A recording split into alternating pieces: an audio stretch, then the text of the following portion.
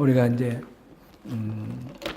예수님의 사역이 어땠는지, 사도들의 사역이 어땠는지 보면서 우리가 신앙생활을 어떻게 해야 될 것인가, 우리 사역은 어떻게 해야 되는가 하는 것을 이렇게 쭉 보아왔는데, 이제 교회는 어떻게 해야 하는가. 지난주에 우리가 본 것은 교회는 하나 되어야 한다라는 것이었습니다. 성령이 하나 되게 하신 것을 힘써 지키라 하는 말씀, 그것을 봤고요. 교회 하나 되면 사실상 하나님이 그렇게 만들어 놓으셨습니다. 원래 교회라는 것은 예수 그리스도를 주로 고백하는 사람들, 믿는 사람들의 공동체인데, 이 부르심을 받을 때부터 우리는 그 공동체 안으로 이렇게 부르심을 받을 때 하나의 그 기준에 의해서 우리가 부름을 받았죠. 바로 주를 믿는 그 고백, 신앙 고백. 주는 그리스도시요 살아계신 하나님의 아들이십니다. 베드로의 신앙 고백으로 대표되는 그 우리의 신앙 고백, 그 고백 위에 이 교회가 세워졌기 때문에 교회는 원래 하나입니다. 그래서 원래 하나인 그것을 잘 지켜야지 된다라는 것이 사도 바울을 통해서 주신 하나님의 말씀이었고요. 오늘은 이 교회는 오늘 제목이 뭡니까? 함께 지어져 가느니라. 이 교회는 성장하는 공동체다라는 것입니다. 그 부분을 우리 같이 한번 살펴보겠습니다. 오늘 본문 앞에 지금 우리 19절부터 읽었는데, 본문 앞에 이제 에베소서 1장, 2장 나오는 얘기 간단하게 생각해 보면, 하나님께서 그리스도 안에 비밀을 숨겨 놓으셨는데, 그것이 바로 이러한 하나님의 구원 계획, 교회를 세워나가시는 계획이다라는 것인데, 그것이 뭐냐면 예수 그리스도의 십자가로 하나님과 사람 사이에 중간에 있는 이 담을 허물고 하나 되게 하셨습니다. 근데 그 대상 중에 유대인이 있고 이방인이 있습니다. 그래서 하나님과 우리가 하나 되는 이 화목의 그 사건은 이방인과 유대인이 하나가 되는 그런 사건이 되었습니다. 그게 이제 지금 18절까지 나오는 이야기입니다. 그래서 하나님과 화목하게 됨으로써 서로 우리가 화목해져서 하나의 공동체, 교회 공동체를 이루었는데, 교회 공동체는 여기에는 유대인들이 생각할 때는 이방인들은 인간 같지도 않았는데 자기들은 하나님의 백성이라 생각했는데, 그게 아니라 이 땅의 모든 인류가 다 하나님의 자녀로서 지음 받았습니다. 죄로 인하여 타락했는데 지금 부름을 받고 다시 교회로 모일 때는 이 인종의 차별이 없이 다 하나가 되는 그 화목의 공동체로 세워진다라는 것입니다. 그렇게 이제 하나 되는 것, 그것은 결국 무엇을 위함인가? 18절 우리 같이 읽어보겠습니다. 18절 시작. 이는 그로 말미암아 우리 둘이 한 성령 안에서 아버지께 나아감을 얻게 하려 하심이라. 여기서 우리 둘은 이 유대인과 이방인을 말합니다.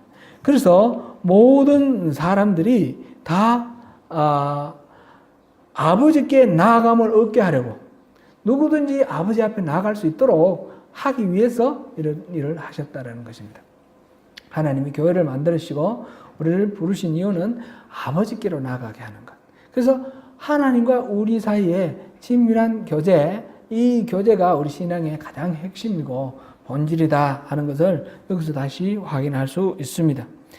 그렇게 이제 하나님과 우리 사이에 이 관계가 회복되는 것, 이것이 교회의 중요한 가치다는 것을 말하고, 그러면서 오늘 본문 말씀 19절에는 그러므로 라고 그렇게 시작합니다.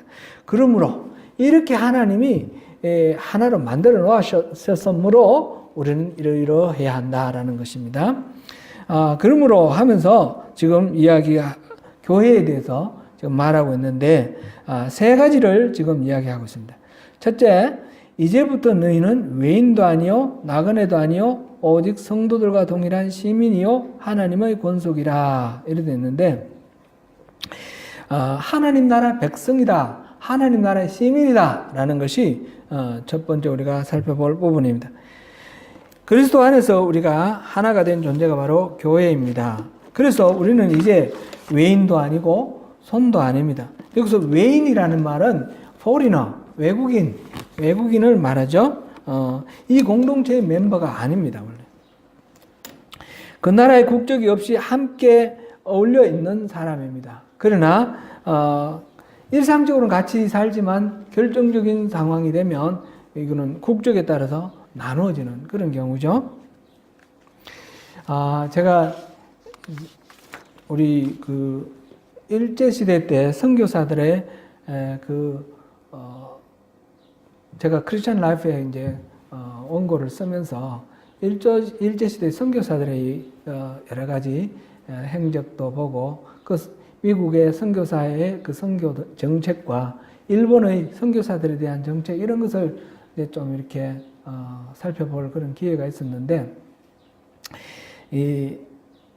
나중에 우리 선교사들 중에 이제 일본하고 미국이 전쟁이 시작되니까 미국이 하와이 진주만을 공습함으로써 전쟁이 본격적으로 일어났지 않습니까?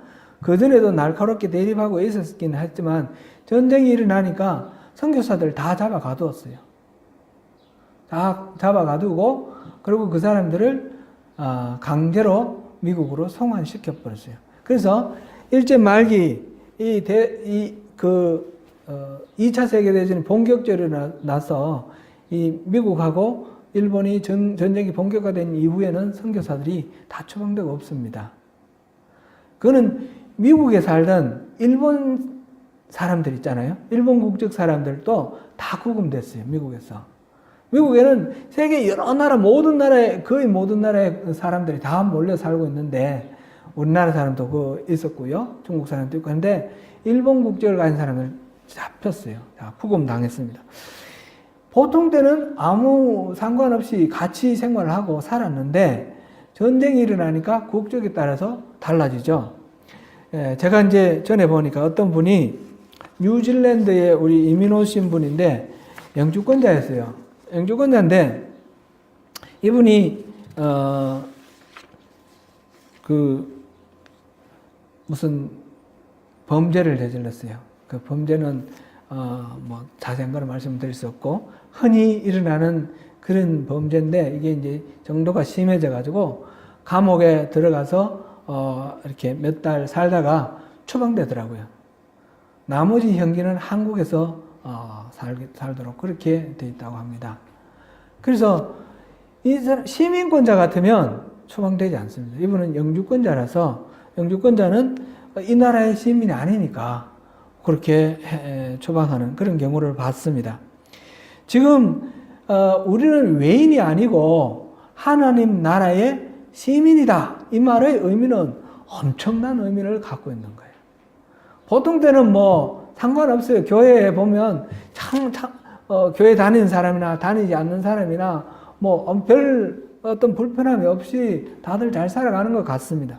그러나 정작 때가 되면 하나님 나라의 시민은 하나님 나라에서 영원한 생명을 누리게 될 것이며 하나님 나라 시민 아닌 사람들은 아무리 원해도 그 하나님 나라로 갈 수가 없습니다. 하나님 나라 시민으로 우리가 받아들여졌다라는 것, 이것은 참 엄청난 그런 거다라는 것을 여기서 우리가 한번 볼 수 있습니다. 그래서 예수 그리스도가 십자가로 그 담을 허물므로 인해서 우리가 이제는 더 이상 외인이 아니고 하나님 동일한 시민이 되었다라는 것입니다. 그 다음에 두 번째로 여기서 얘기하고 있는 것은 하나님의 권속이다라는 말입니다. 권속이라는 말은 패밀리, 가족이라는 뜻입니다. 나그네도 아니요 하나님의 권속이다. 지금 여기서 외인도 아니요 나그네도 아니요 오직 성도들과 동일한 시민이요 하나님의 권속이다. 이렇게 되어 있는데 외인이 아니고 시민이고 나그네가 아니고 권속이다. 이렇게 이제 우리 짝을 맞춰서 보면 좋겠죠. 가족이 됐습니다. 전에는 나그네 같은 그런 존재였는데 이제 하나님의 가족이 되었습니다. 하나님을 아버지라고 부르는 그런 가족입니다. 우리는 온전히 그리스도인과 연합한 그리스도인이 되었습니다. 교회가 연합해서 교회가 되었습니다. 지난주에는 성령이 하나되게 한 것을 굳게 지키라 그랬는데 성령이 하나되게 한 것은 어떤 식으로 하나님이 하셨습니까? 이 하나, 모든 면에서 하나라는 것, 하나라는 것은 동일하다라는 의미라 그랬죠. 동일한 존재와 관계 맺는 그런 우리로 만들어 주셨습니다.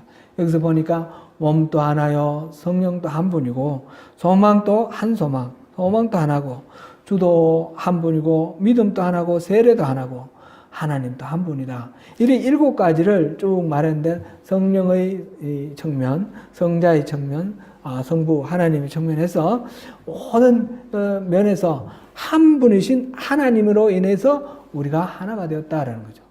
우리 교회가 이 성령이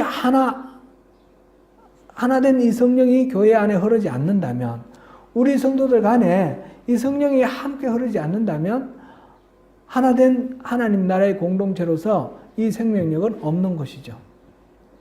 이것이 함께 흐르는 그런 우리가 하나입니다. 그리고 우리는 하나님을 아버지라고 부르는 형제, 자매, 우리는 한 가족입니다.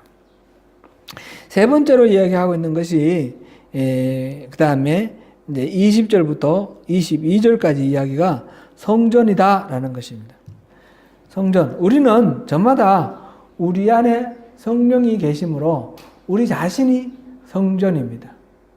우리 자신이 성전인데, 그런데 이 한 사람 한 사람 개인이 성전인데, 개인이 모여가지고 우리 안에 성령님이 계심으로 우리 교회가 성전이 된다는 거죠. 우리 공동체가 성전이다라는 것입니다. 각각 우리 하나하나가 하나 벽돌처럼 모여가지고 전체적으로 하나의 교회라는 그런 성전을 짓는다 그랬습니다. 이 성전은 보니까 20절에 사도들과 선지자들의 터 위에 세우심을 입었고 그리스도 예수께서 친히 모퉁이 돌이 되셨다 이래 됐습니다.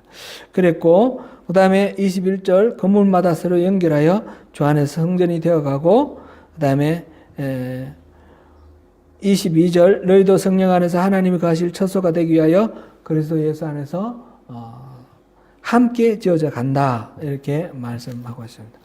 오늘 이 말씀의 중요한 부분은 이 성전이기 때문에 우리 성전의 정체성을 한 번 더 생각해 보고 또 자라간다, 함께 자라간다라는 것은 어떤 의미인지 또 살펴봅니다.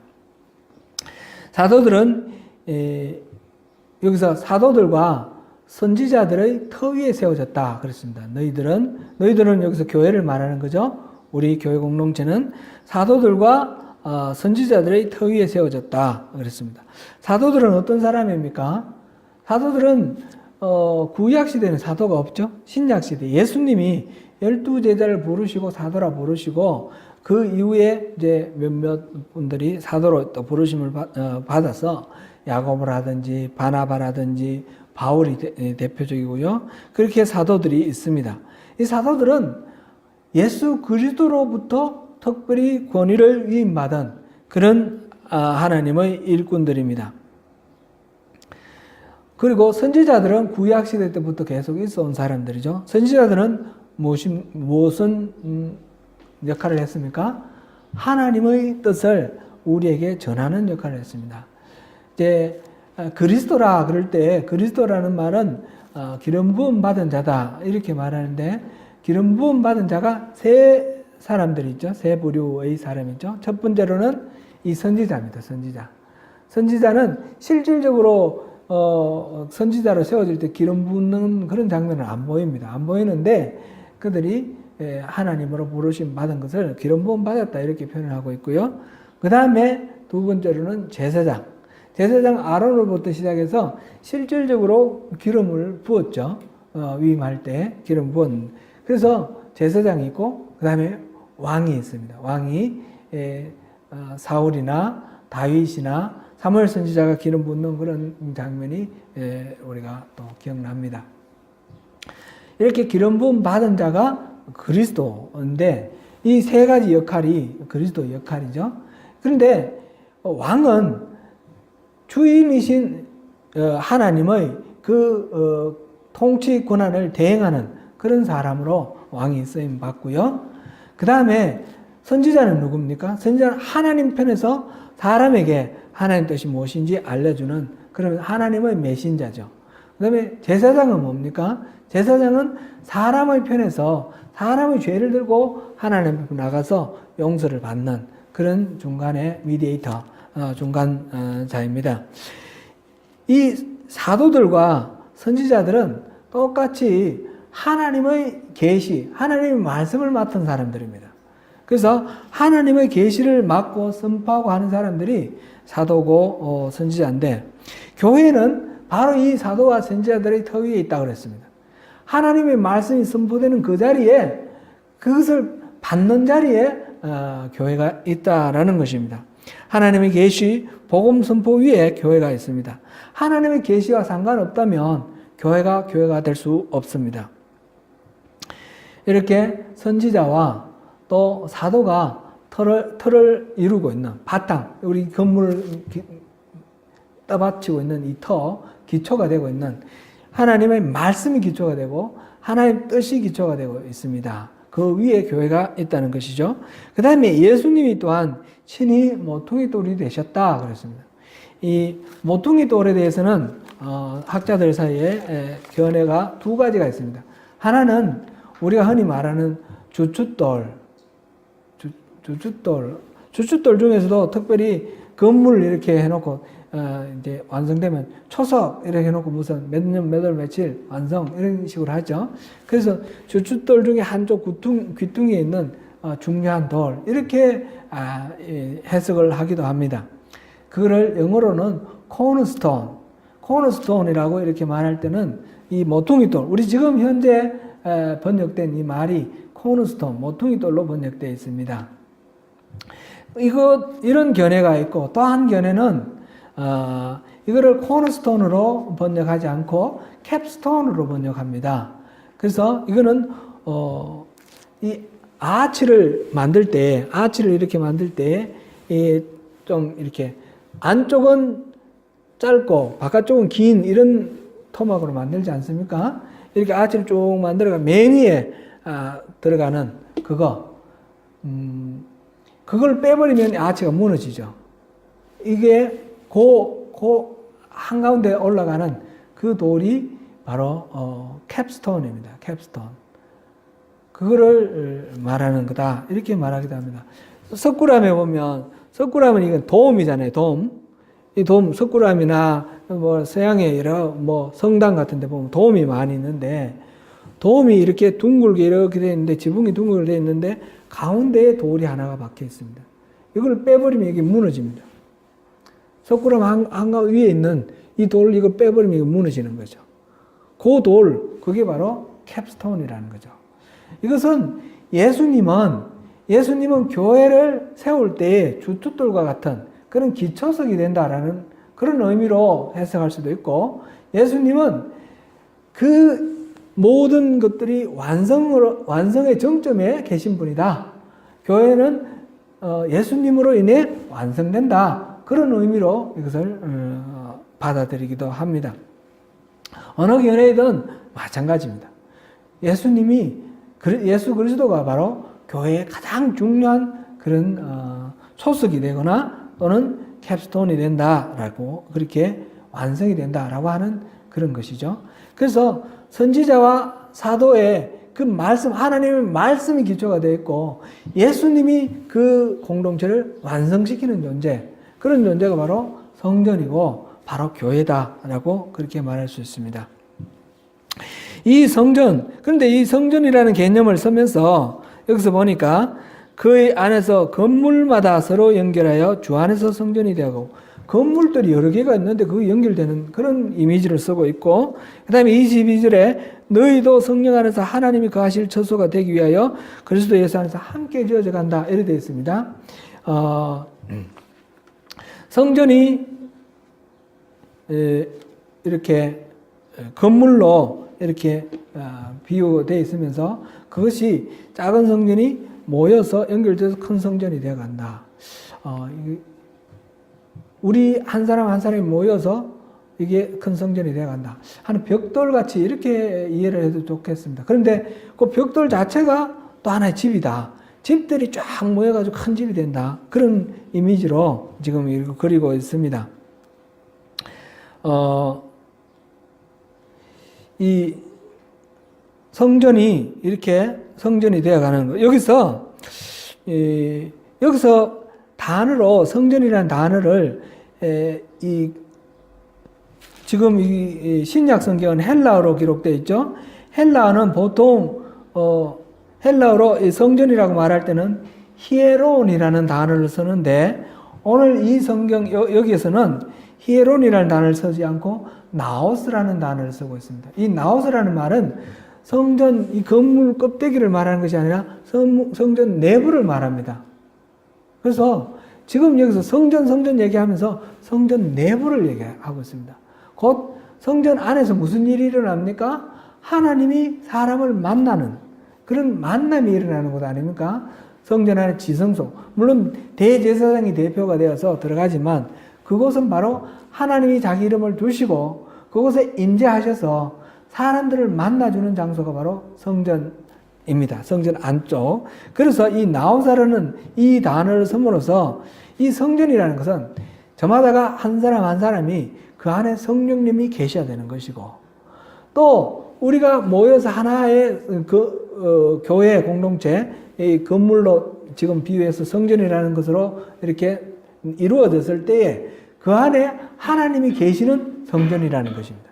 하나님 성령님이 계시는 성전이라는 것입니다. 성전이 되는 것은 하나님의 임재하심, 하나님이 거하시는 그것 때문에 성전이 됩니다. 예레미야서에 보면 성전 문 앞에서 예레미야가 큰 소리를 외칩니다. 이곳이 성전이라 성전이라 성전이라 하는 거짓말을 믿지 말라. 그렇게 말합니다. 성전 앞에 서서 안식일 날 성전을 들어가는 사람들을 가로막으면서 이것이 성전이라는 말을 거짓말이다. 이렇게 말합니다. 왜 그랬습니까? 하나님이 그곳을 떠나셨습니다. 떠나셨고 이거는 이제 성전이 아니다 라고 말씀을 하셨기 때문에 그 말을 전한 것입니다. 성전이 되는 것은 바로 하나님의 임재하심, 하나님의 계심입니다. 교회가 성전이라 말할 때 교회는 하나님이 계실 때 성전이 되는 것입니다. 우리 개인이 성전이다 말할 때도 우리 안에 하나님이 계실 때, 성령님이 계실 때 우리가 성전이 되는 것입니다. 우리 공동체의 주인은, 우리 교회 공동체의 주인은 하나님이시고 우리 한 사람의 주인은 하나님이십니다. 그래서 우리 공동체적으로 살아가는 모든 삶도 주인 되시고 인도자 되시는 하나님이 이끄시고 지키시는 그 길로 갈 때에 우리가 교회인 것이고 우리 개인이 또한 교회인 것입니다. 교회에서 이루어지는 일들 우리 잘 한번 분별해 볼 필요가 있습니다. 참으로 하나님이 인도하시고 이끄시는 대로 가고 있는가? 아니면 우리 생각에 옳다고 여기는 대로 가고 있는 것은 아닌가? 우리 생각에 옳다고 여기는 건 굉장히 합리적이고 타당한 여러 가지 방법들 다 중요합니다. 좋습니다. 그러나 그 모든 것들의 기준에 하나님의 말씀, 하나님의 뜻이 반영되어 있지 않다면 아무런 의미가 없습니다. 교회가 성전이라 하는 것입니다. 오늘 두 번째 부분입니다. 그 다음에 이 성전은 함께 지어져 간다 했습니다. 이 성전은 고정되어 있는 것이 아니라 자랍니다. 성전이 되어가고 라는 이 말은 현재형인데 이 말은 계속해서 이루어져 가고 있는, 진행되어 가고 있는 그 상태를 나타내죠. 건물인데 지금 이 바울 사도가 지금 성전이라는 것을 비유로 말하면서 이 성전을 건축물, 이 건물로 비유를 했지 않습니까? 근데 그 건물이 계속해서 지어져 간다. 계속해서 이 성장해 간다. 그런 말을 썼습니다. 지금 작은 건물, 이 작은 건물들이 모여가지고 큰 건물이 이루어지고 이 큰 건물은 계속해서 자라가는 그런 건물이라는 겁니다. 건물이 자라간다 이런 이미지로 우리가 생각을 해야 되겠습니다. 건물이 자라갈 수 있습니까? 이제 제가 저기 남섬에 있으면서 우리 집사님들하고 같이 전복 따러 몇 번 따라가 봤습니다. 그럼 전복이 참 신기합니다.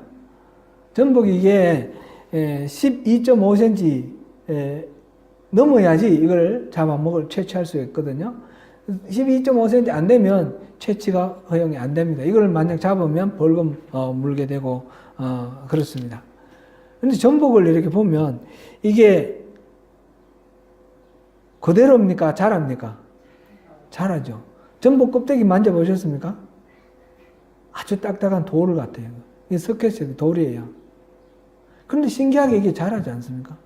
나무 같은 거는 보면 그냥 이 굵기가 자꾸 굵어지는데 그 안에도 부름켜라는 것이 생장점이 있지 않습니까? 그래서 굵어지는데 이거는 참 신기해요.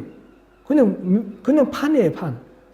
돌 같은 돌이에요, 돌. 돌이 자라는 거예요, 돌이 자라는 거. 신기합니다.